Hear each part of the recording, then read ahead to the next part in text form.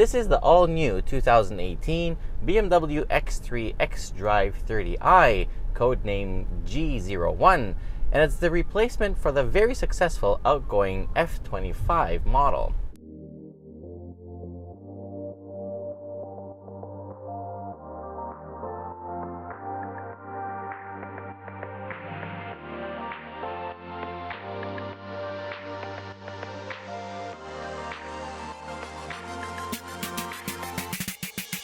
The X3 has been a smashing hit, outselling competitors all around the globe, so BMW really didn't have any choice but to build upon all the elements that made it so good till now. They kept some fundamental signature X3 designs and modernized it, making it look like a smaller X5. Especially with the M Sport package, it looks really good. Prices for the xDrive30i start at $48,000. But as tested, this fully loaded example is about 20 grand more, which is kind of crazy, so you need to pick your options really carefully. The interior is really nice. The standard X line adds some neat touches. The materials used are high grade, but I'm not sure about the front-facing trims because they feel just a bit subpar. Fit and finish is good and ergonomics are excellent. Roominess is a strong point. 5 passengers will sit without massive complaints, while the rear 40-20-40 split fold configuration makes it very practical. The rear seats can also individually recline, which is really nice as well.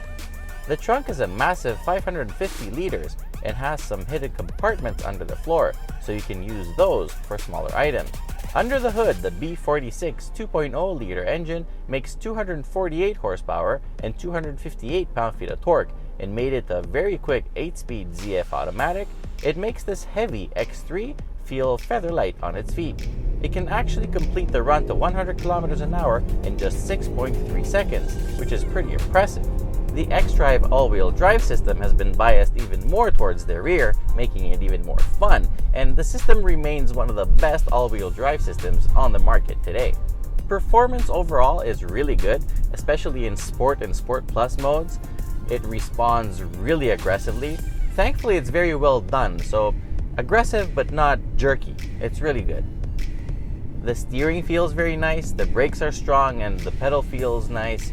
The seats could use some more side support. When you start going fast, it's kind of evident that there's nothing holding you in place. And I read on the specs that it has adjustable side bolsters, but it doesn't, which is weird. In Sport and Sport Plus modes, the dynamic damper control tightens up the chassis just enough to reduce body roll, and it's really worth its money. Handling is really good, and it really does live up to the BMW nameplate. The 50-50 weight distribution is heavily advertised, and I guess it works. But this car is also on the latest generation Pirelli P0 tires that grip like crazy.